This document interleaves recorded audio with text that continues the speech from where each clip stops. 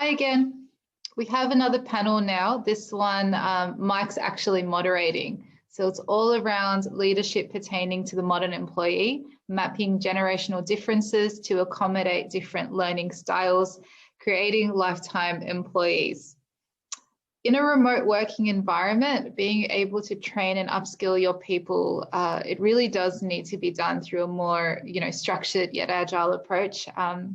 Everyone can kind of sympathize or empathize with the journeys people have gone on. We've all had to completely change the way we train our people. So this session, I'm very excited for it. It's going to be looking at the different methods contact center leaders can employ to train and upskill their remote workforce. And it's here we're going to be delving into the different personality and learning traits of agents as well. So I'm going to hand over to Mike, who will moderate the panel and the rest of our panelists. And any questions, thoughts, comments, please feel free to submit it in the Q&A tab. Over to you guys. Hello, everyone, and welcome to today's panel around how we actually enable our modern employees. So the leadership we need to give in our workplaces to kind of actually give that kind of career progression, guidance, training, and stuff that really helps actually our employees be connected with us, especially really important times like today. And how does that actually help us deliver, outstanding customer service by really having that engaged workforce that's really working towards that better future. So I've got a great set of panelists today with us to help talk us through how they're working with remote workforce, how that skills transference is going. So I'm going to get the panel to do a quick introduction, and I'm going to start with you, Tanya, if you could give a quick introduction to yourself. Absolutely. Thanks, Michael. My name's Tanya Eglinton and I work at ANZ. I head up the Everyday Banking business unit and look after sales and service and a whole bunch of niche specialty spaces. Nice to see you.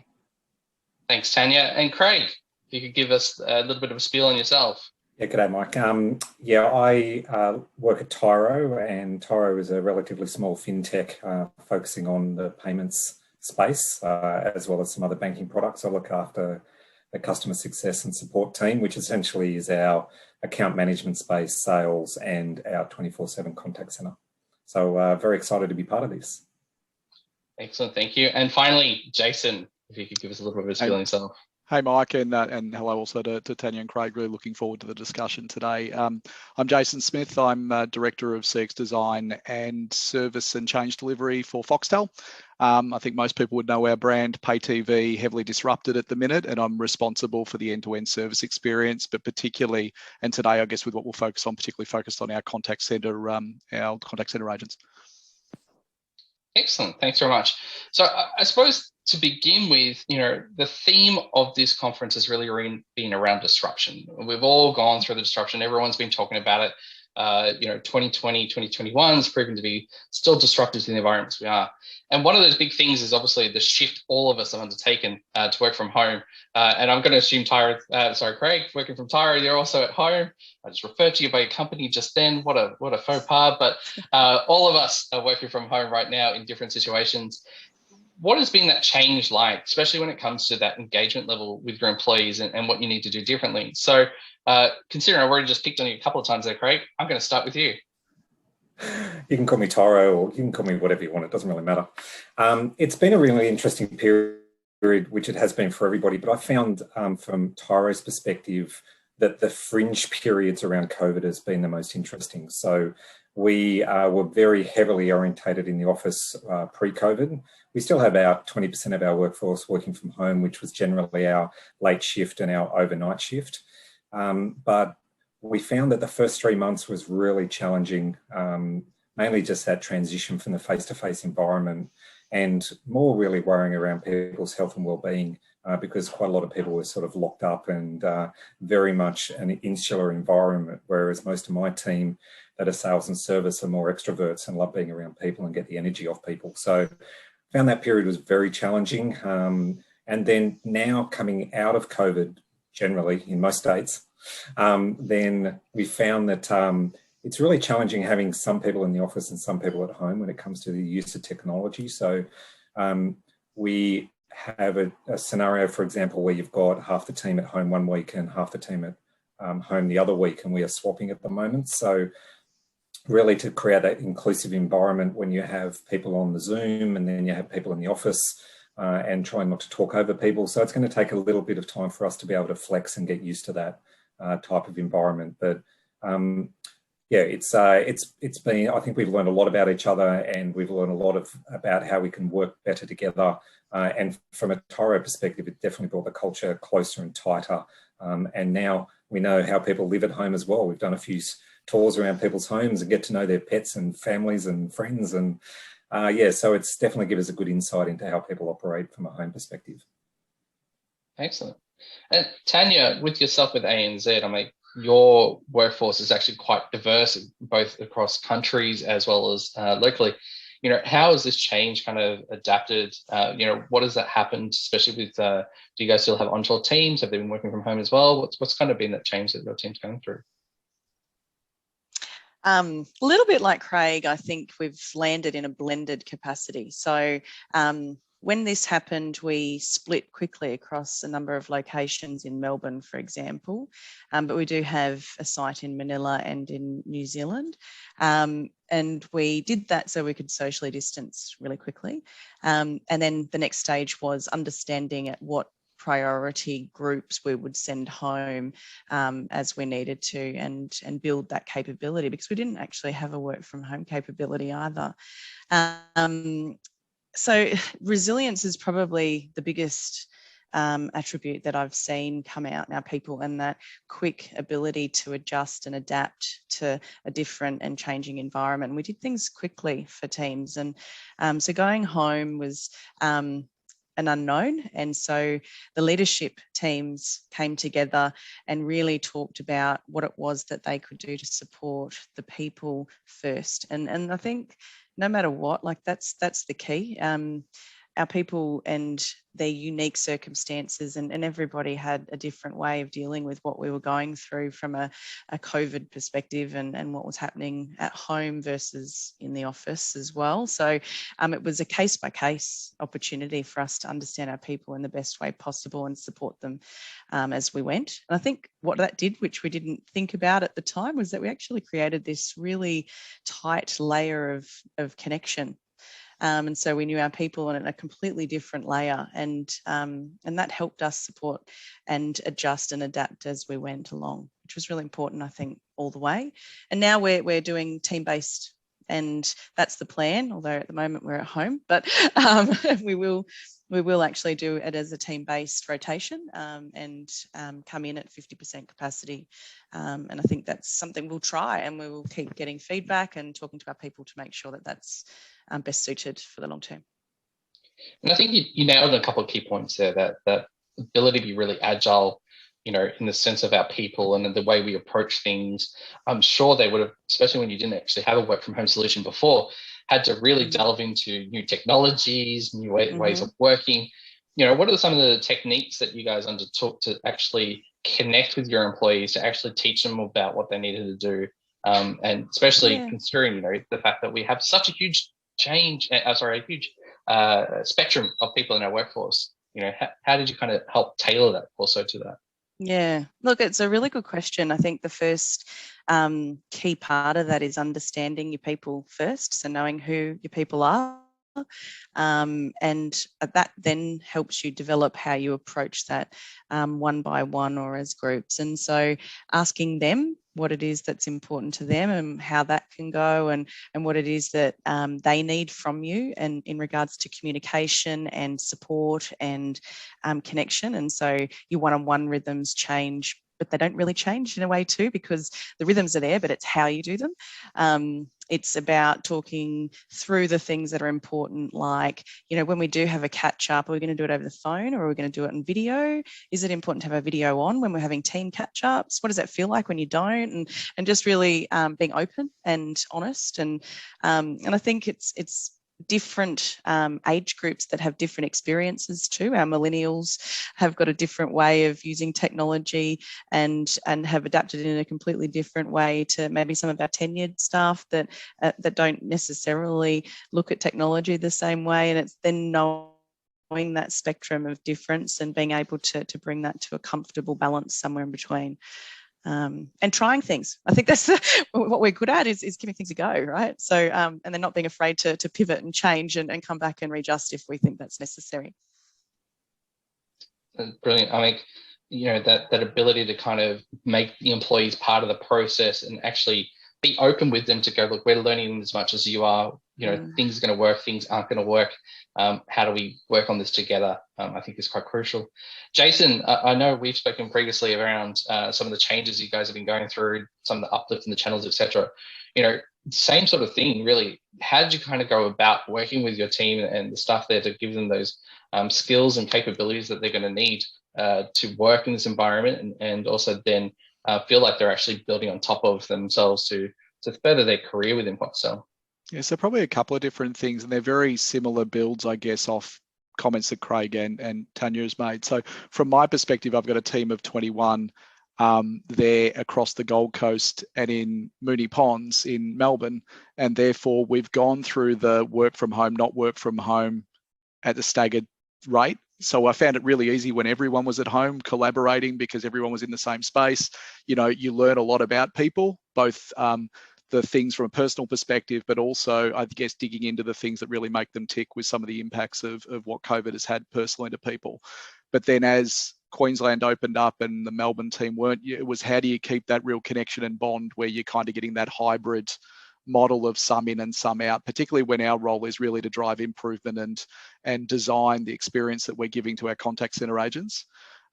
The flip side of that is 95% of our service contacts are out of Manila and Durban, who have gone through COVID in their own ways. And in some ways, you know, we've been quite fortunate here with the impacts, but the numbers out both of those areas, you know, then you throw a typhoon in Manila in the middle of it. The need to connect to them, but also the frontline agent. I think the thing we underestimated is twofold at the start. The frontline agent's job when they're doing it in a seat in their home, it's harder to sell. And when you have some of those really hard, which they had a lot of them during COVID with our customer service conversations, just that lack of camaraderie and physical support around them to give them the right mental support that sometimes you need in a contact center, how you really feed off the people around you and support around you. So that's something we're working heavily on. We're kind of, again, in a hybrid, but I think everyone knows, you know, you can't plan for everyone to be in the office for every day moving forward. You have to have those continuities as to how's it going to work at home. But we've really focused on how do we virtually wrap our arms around those guys, particularly when we're in a very disrupted market and we know, you know, there's a lot of harder stories out there generally with punters, with what's happening with them regardless of industry. The conversations they're having or the chats they're doing aren't any easier. So how do we make sure they're supported? And then I guess the second thing we learned is the training and change enablement side of our business is only sort of inside 12 months with me. So early on, I got to quickly, you know, we're going to take our time and get our head around how have we been doing things. And probably what became really clear is we lost a lot of people really quickly and had to spin up a lot of onboarding of new people at COVID. And similar to with our customers, we found how quickly customers gravitate to digital and how quickly you can get them there. We found that our old ways of train them everything, bring them in a room, facilitate them, teach them everything, and then bring them into their job. I think we got some really good wins out of how quickly can you give them the basics digitally and how much better and how much more quickly can they onboard if they start to learn and you build on those experiences on the job with them. So good as far as making sure we're wrapping our arms around our frontline staff, but also the benefit that we've learned by being thrown into how quickly can we get people to just speak to a customer or chat to a customer, and the learnings about actually there's something in this around the digital learning side, but also almost minimum training to help them learn on the job and then build on that experience as they move forward. I think that is really fascinating because I think most of us would go through this almost panic mode of going, I can't do that because I'm then putting the customer at risk. I'm going to provide poor customer service, etc. Actually, how did you find it? Like, did you actually find that it didn't really have as much impact to the way you provided service? Yeah, truth be told, we had no choice. It was, do you get someone on the phone with a customer or do you not give them anyway? And, you know, particularly when there was a lot of financial hardship stories, you know, on one hand, you know, we're I would say an essential product, but a lot of people say TV isn't, different thing. But when it's, you know, if you've just lost your job or if your business is paused, on one hand, you're going to consider spending money with us. On the other hand, our viewership's gone up threefold. So you've got more time to watch TV, you've got less money to spend. You want to have a conversation around what your options are, or a chat with someone. And we just had to get someone at the end so we could find the right ones with the most, I guess, need and financial stress to make sure we could speak to them. And then just make sure they were doing it the right way, rather than having someone not be able to speak to someone. And we're talking at the period where, you know, you weren't allowed to leave your home in Manila. We hadn't set up for offshore yet. Durban went into, you know, basically military lockdown, and we just couldn't spin up people quick enough in Melbourne to assist as well. So we were kind of caught with, get someone that can speak to a customer, at least start a conversation, even if that means it's a longer build to get them to the right experience at the right time. Yeah, fascinating stuff. And I think, you know, that how to do that while embracing care and everything at the same time is just a crazy journey. I think people would definitely be needing to ask further questions in our Q&A blogs to you, Jason, on some of that journey.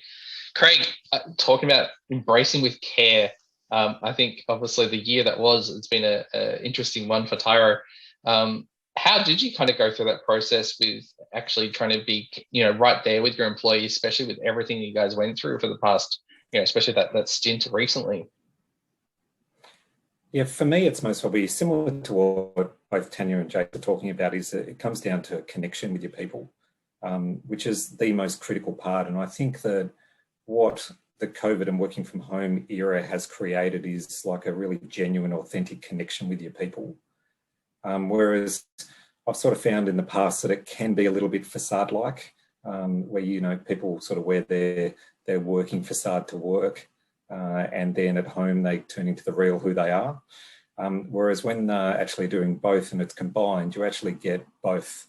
You get the real working person, but then you've got pets on the table, and you've got you know, friends and family carrying food in, you know, behind them, and you really get to know the people.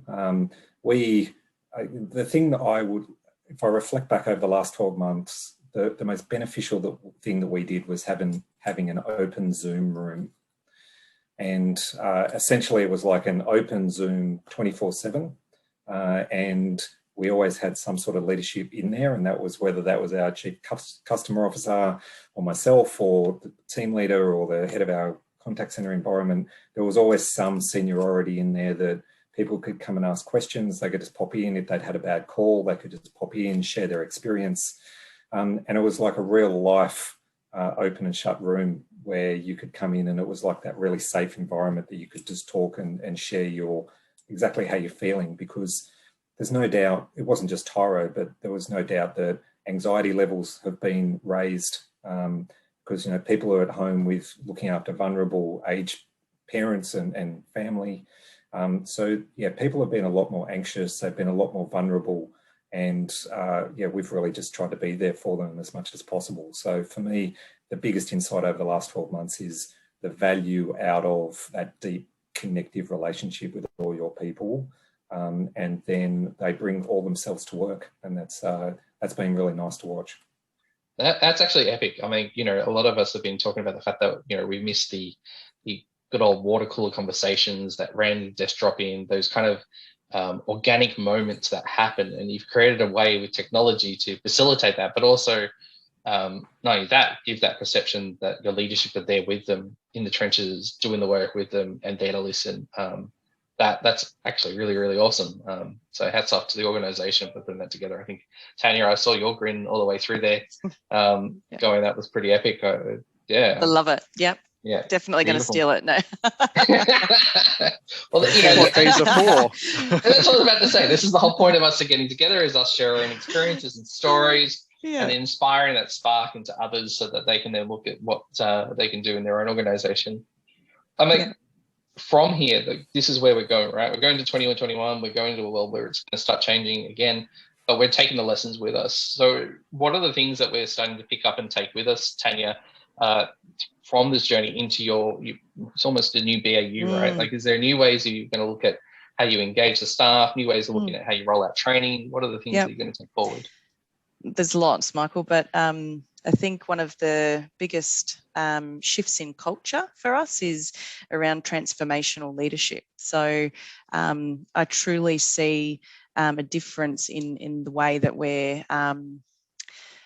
having enough connection across all layers from a leadership perspective, where we're truly looking for ways that we can always do something better. So that's the first part of it that I've seen a real shift in, and that back and forth feedback, so that we're continually understanding on the fly if something's working or not, and it's that true ability to be and you would use the word agile earlier, but it really is a demonstration of it living it, and making sure that we create that strength and courage to step up and give things a go as it's needed. The other is around there's a certain amount of trust that I think has been, it's a different level of trust that's been built within our business and our people, and you assume that that's something that is always there, but it hasn't felt as honest and as transparent as it does now. And I think that's a real difference, and I think it's something that has changed our culture and for the better. And I think I think it's, you think about what we're doing, we're letting our people work in completely different ways, and we're doing that because they're adults and they're people that know what they're there for and what their purpose is and what it is that they're doing on a day-to-day basis for the business, their customer, themselves, and their team. And so I think it's really, for me, I think it's been a really hard time, but it's also really brought into our teams a completely different way of working that I'm really grateful for. It's kind of, the silver lining of this is that we are absolutely changing in a way that I think is for the better. We're going to be able to do it all. We're going to be able to deliver training face-to-face or online forevermore. We're going to make sure then that we have different methods of communication that suit all different styles of people and business outcomes that we need to share. And I think and we're always looking for another way. So we're not settling with something that is, that's how we do it. We're actually constantly having that way of thinking, which I think is really healthy. And it's fair to say using, the concepts of micro-learning, gamification, that sort of stuff to support that. It's fun. Jason? It's fun. It is fun. Jason, is that a similar approach with you guys? I mean, you obviously talked before about almost the MVP of training. I can imagine that this means then you're almost delivering training on demand as people encounter issues. Is that kind of the path you're going down? Is it that kind of micro-style learning? To hybrid some things that get overly used, but we've kind of talked about sort of minimum viable learning. How do we get you started on the learning to do your job, but then knowing that there's cultural differences we're noticing in the nuances between how we need to train someone in Durban to someone in Manila to someone onshore. There's differences in the different skills, there's differences in the needs. I had a look surprisingly in preparation for this to see what our breakdown demographically is at the minute now, and 30% of our staff weren't born when we started 26 years ago. So having a really good look at those different learning needs, but also not just assuming that just because you're young you want to learn digitally. So how do we just get you in there in the right way, but then understand where's the things you need to build on or need some more time with, and then what's the right approach to bring you back in at the right time to learn in your way to build on the job. I think just similar to what Tanya said, it's the best thing that came out of COVID, I've always thought historically contact centers don't trust their frontline people. It's just, you have to see what's happening all the time. You have to make sure they're in the seat. And we had no choice but to leave them in their home to do the job. And there's not many people that we hire that don't want to do a good job.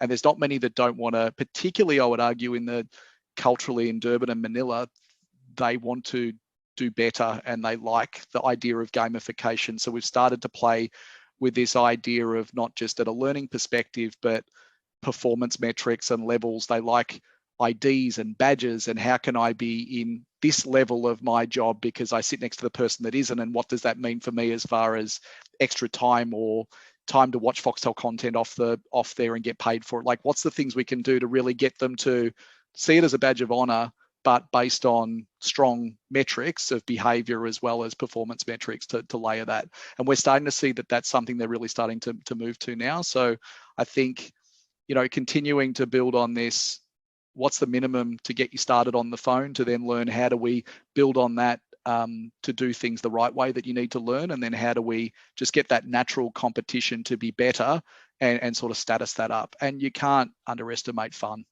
Like, absolutely, in the current environment, everything's too serious. The calls, I started my career in call centers, the calls we used to take compared to the situations, even for a TV company, that they have to take around financial stress and, what Foxtel means to people. And, we also carry broadband. So the importance of broadband in the current market when people are working from home, homeschooling, etc. Like, it's on a different level, and you've just got to make sure that there's a circuit breaker in there somewhere. I think it's key. Yeah, I think that kind of construct of the badges themselves and how that kind of works. I mean, there's a lot of benefits within the company itself in terms of even just succession planning, career development. What people are interested in, which badges they've gone after, which ones are at which levels. I remember doing something with ANZ a long time ago with your HR systems with gamification and badges, and that was really successful in actually getting that connectedness and actually understanding people at a different level. But yeah, really, really good stuff in terms of actually breaking up and creating that personalization experience there. Craig, what about with yourself? You're obviously creating this environment where you've created this safe space. How is that helping with the loyalty? How is that creating that kind of career development? Is the contact center seen as a place to be when it comes to Tyro, and how does that kind of become the launchpad for people's careers? It's interesting. Being part of a fintech, then you would assume coming in that they would be at the forefront of technology. Most of the time they've got, Tyro, for example, is built off technical engineers and code writers. So you'd assume you've got sort of the bee's knees of all technology. It sort of reminds me of the concept of having a partner as a builder, and you can always guarantee that your house is the last to be built on the block. So yeah, similar concept. So for me, it's most probably, it really just comes down.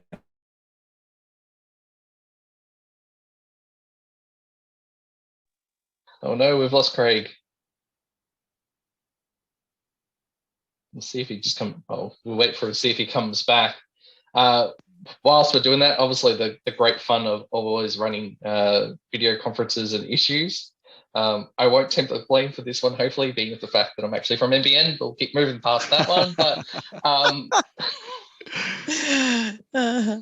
Tanya, what are some of those top tips that you want to give? What are those things that you wish you learned as you knew before you went into this, the ones that you could share with our audience who are watching this?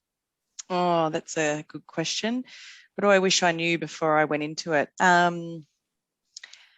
Well, I wish we had already tested work from home. I think that was clear. You don't really want to build the plane as you're flying it. You probably could, do with having had some of those lessons prior and not having to go through that pain. I think that having said that, I think that what we did and how we learned as we went through it is probably some of the beauty of what it gave us. And it forced a very large organisation such as ours to be to think outside the box and to actually say, normally we would see something like that as a risk. Why? And then to really analyse how we could get through that in a way that made us a little bit quicker, faster, smarter, and having that lens, I think, is something that we've learnt from. And so trying to retain that after we've been through the experience is something that I think as an organisation we want to keep hold of.